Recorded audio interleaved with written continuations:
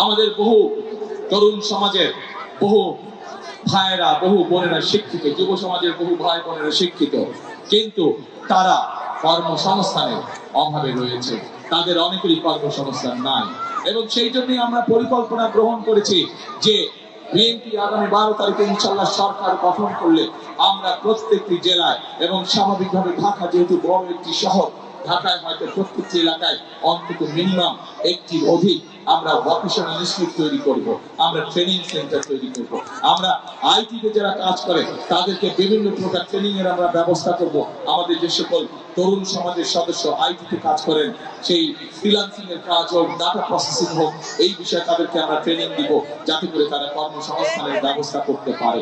একই সাথে ভোকেশনাল ইনস্টিটিউটের মাধ্যমে আমাদের যেসব বেকার তরুণ ভাই বোনেরা আছে তাদেরকে আমরা ট্রেনিং দিব, যাতে করে তারা নিজেদের কর্মসংস্থান, ছোট ব্যবসা তৈরি করতে পারে, অথবা বিদেশে চাকরি বাকরির ব্যবস্থা করে নিয়ে যেতে পারে। প্রিয় ভাই বোনেরা, বাংলাদেশের বহু মানুষ, প্রায় 1.5 কোটি মানুষ বিদেশে প্রবাসী হিসাবে বসবাস করছে, এবং তারা সেখানে কষ্টার্জিত বৈদেশিক মুদ্রা আমাদেরকে দেশে পাঠাচ্ছে, যাতে আমরা এই দেশের মানুষের ভাগ্যের পরিবর্তনের জন্য সেগুলোকে কাজ করতে পারি। আমরা সিদ্ধান্ত গ্রহণ করেছি আমাদের শহর গ্রাম বিভিন্ন জায়গা থেকে যে সকল মানুষেরা বিদেশে আগামীতে চাকরি বাকরি সংস্থানের জন্য বিদেশে যাবেন, আমরা খেয়াল করেছি অনেক সময় অনেক ভাই বোনদেরকে তাদের জমি জমা বিক্রি করে যেতে হয়। আমরা সিদ্ধান্ত গ্রহণ করেছি এই জমি জমা যাতে তাদেরকে বিক্রি করতে না হয়, তাদের যে চাকরি সংস্থান হবে বিদেশে, তার জন্য আমরা সহজ শর্তে স্বল্প ঋণের সুবিধা তাদেরকে দিব, যাতে করে সেই ঋণের সুবিধা দিয়ে তারা যেতে পারেন, যাতে করে তাদের বাপ পিতার পৈতৃক ভিটা যাতে বিক্রি করতে না হয়।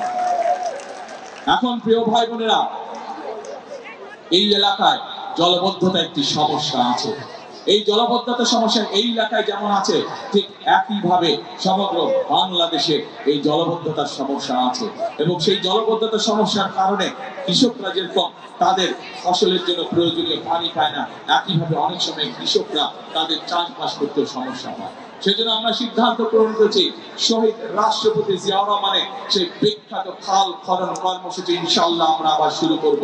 সমগ্র বাংলাদেশে আমরা সেই কর্মসূচি করব, এবং সেই কর্মসূচির অংশ হিসেবে ঢাকা মহানগরীতে জলবদ্ধতা দূরকরণের জন্য যতগুলো খাল, যেখানে যেখানে প্রয়োজন খাল খনন প্রয়োজন, ইনশাআল্লাহ যত দ্রুত সম্ভব সরকার গঠনের সাথে সাথে আমরা এই কাজে হাত দেব ইনশাআল্লাহ, যাতে মানুষ জলবদ্ধতা থেকে রক্ষা পেতে পারে, যাতে মানুষের চলাফেরার কষ্ট না হয়।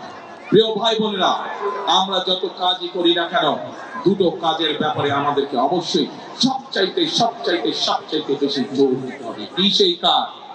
একটি কাজ হচ্ছে যে কোনো মূল্যে মানুষের নিরাপত্তা নিশ্চিত করা, যেন মা বোনেরা সহ প্রত্যেকটি মানুষ নিশ্চিন্তে দিনের যে কোনো সময় রাস্তাঘাটে চলতে পারে।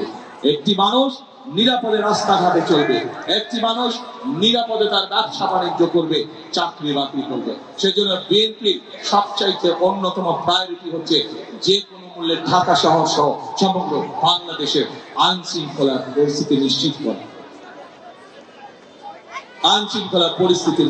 করা, এবং একই সাথে প্রিয় ভাই বোনেরা, আমরা দেখেছি বিগত স্বৈরাচারের সময় কিভাবে উন্নয়নের নামে দেশ থেকে প্রতি বছর $16 বিলিয়ন পাচার করে দেওয়া হয়েছিল, অর্থাৎ দুর্নীতি। আমরা যত পরিকল্পনায় গ্রহণ করি না কেন, যদি আমরা দুর্নীতির লাগাম টেনে ধরতে না পারি, তাহলে জনগণের ভাগ্য পরিবর্তন করে অত্যন্ত দুরূহ ব্যাপার হয়ে যাবে। সেজন্য আমরা সিদ্ধান্ত করেছি যে কোনো মূল্যে আমাদের যত পরিকল্পনা আমরা বলছি সেগুলোকে বাস্তবায়নের জন্য, সেগুলোর সুফল যাতে জনগণের ঘরে পৌঁছতে পারে, তার জন্য আমরা দুর্নীতি এবং আইন শৃঙ্খলা রক্ষা যে কোনো মূল্যে জনগণের জন্য, এই দেশের জন্য আমরা নিশ্চিত করব। এটি আমাদের সর্বোচ্চ সিদ্ধান্ত। আমাদের প্রিয় ভাই বোনেরা, আমি ঢাকা 17 থেকে নির্বাচন করছি। আমি ঢাকা 17 যে অঞ্চলটি, সেই অঞ্চলেই আমি ছোটবেলা থেকে বড় হয়েছি। আমি ওই এলাকারই সন্তান। ঢাকা 17-র পাশে আপনাদের এই এলাকা ঢাকা 17 এবং ঢাকা 16-তে একটি কমন সমস্যা রয়ে গিয়েছে। বহু মানুষ আছেন যাদেরকে প্রতি মুহূর্তে একটি দুশ্চিন্তার মধ্যে থাকতে হয়। এই এলাকা, এই সমস্যা আমার ঢাকা 17-তেও আছেন। বেশ কয়েকটি এলাকা আছে যেখানে মানুষ নিশ্চিন্তে থাকতে পারে না, কিন্তু তাদেরকে প্রতি মুহূর্তে দুশ্চিন্তার মধ্যে থাকতে হয়। আমি সিদ্ধান্ত নিয়েছি, আমাকে আল্লাহর রহমতে আল্লাহ যদি আমাকে সুযোগ দেন, তাহলে সেই মানুষগুলোর জন্য আমি আমার ঢাকা 17 এলাকায় স্থায়ী বসবাসের ব্যবস্থা করব দেশের আইনগত ভিত্তিতে। একইভাবে আজ এই এলাকাতেও একই সমস্যা রয়ে গেছে, যা আপনাদের সন্তান আমিনুল আমাদের ধানের তাদের একটু আগে তার বক্তব্য বলেছে। আপনাদের সামনে শুধু আজ এতটুকু বলতে চাই, আমার এলাকায় আমি এই সমস্যা যেভাবে সমাধানের চেষ্টা করব, ইনশাআল্লাহ পাশে আমার ঢাকা 16 কাজী এই এলাকায় এই সমস্যার মধ্যে যারা আছেন ঠিক একইভাবে তাদের জন্য এই সমস্যার সমাধানের চেষ্টা করব ইনশাআল্লাহ।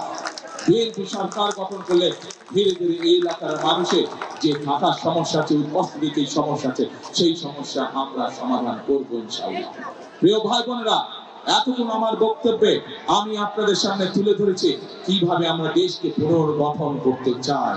আমরা বিভিন্ন ভাবে অনেক সময় নষ্ট হয়েছে, স্বৈরাচার আমাদের দেশকে বহু বছর পিছিয়ে দিয়ে গেছে, পৃথিবীর বহু দেশ আমাদের থেকে অনেক এগিয়ে চলে গিয়েছে। এখন প্রিয় ভাই বোনেরা, আমাদের সামনে যে কোনো মূল্যে আমাদেরকে পরিশ্রম করতে হবে, যে কোনো মূল্যে আমাদেরকে আমাদের দেশকে গড়ে তুলতে হবে। কারণ আপনারা, আমি, আমরা সকলে এই দেশই হচ্ছে আমাদের প্রথম, এই দেশই হচ্ছে আমাদের শেষ ঠিকানা। আপনাদের সকলের পরিষ্কার মনে আছে, দেশনেত্রী বেগম খালেদা জিয়াকে বিভিন্ন রকম প্রস্তাব দেওয়া হয়েছিল যে উনি যাতে বিদেশে চলে যান, কিন্তু দেশনেত্রী খালেদা জিয়া জেল জুলুম স্বীকার করে মৃত্যু অবধারিত জেনেও উনি এই দেশের মানুষকে, অর্থাৎ আপনাদেরকে ফেলে উনি যাননি। জীবনের শেষ দিন পর্যন্ত উনি আপনাদের সাথে ছিলেন।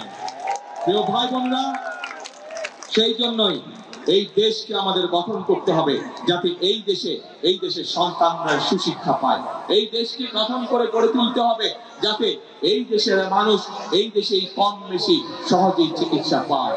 এই দেশকে আমাদের গড়ে তুলতে হবে, পুনর্গঠন করতে হবে যাতে এই দেশের সন্তানেরা লেখাপড়া শেষ করার পরে এই দেশেই তাদের ব্যবসা বাণিজ্য কর্মসংস্থানের ব্যবস্থা করতে পারে। এই দেশকে আমাদের গড়ে তুলতে হবে এই দেশের মা বোনেরা যাতে এই দেশের স্বাবলম্বী হয়ে দেশ গঠনের ভূমিকা রাখতে পারে। প্রিয় ভাই বোনেরা, আজ একটি রাজনৈতিক দল হিসেবে, রাজনৈতিক দলের কর্মী হিসেবে আমি আপনাদের সামনে উপস্থিত হয়েছি আমার দলের পক্ষে ভোট চাওয়ার জন্য, এবং সেই ভোট শুধু ভোট চাওয়ার জন্য চাইছি না। আমি আজ আপনাদের সামনে আমি পরিকল্পনা উপস্থাপন করেছি আমরা দেশ এবং দেশের মানুষের জন্য কি করতে চাই। এতক্ষণ আমার বক্তব্যে আমি সেই কথাগুলো আপনাদের সামনে তুলে ধরেছি। প্রিয় ভাই বোনেরা, উপস্থিত মুরব্বিবর্গ, উপস্থিত মা বোনেরা, এখন আমি আপনাদের কাছে জানতে চাই, আমার পরিকল্পনা তো আমি আপনাদের সামনে বলেছি, কিন্তু ভাই বোনেরা, ঢাকা 16 আসনের মানুষের পরিকল্পনাটা কি? আপনাদের পরিকল্পনা কি? ধানের শীষ। কে? ধানের শীষ। 12 তারিখে আপনারা যদি আমাদেরকে ধানের শীষে ইনশাআল্লাহ ভোট দিয়ে দেশ পুনর্গঠনের সুযোগ দেন, এতটুকু আমি আপনাদেরকে বলতে পারি, বিএনপি যেমন অতীতে সকল সময় দেশ এবং দেশের মানুষের সাথে ছিল, ইনশাআল্লাহ আগামী দিনেও দেশ এবং দেশের মানুষের পাশে বিএনপি থাকবে।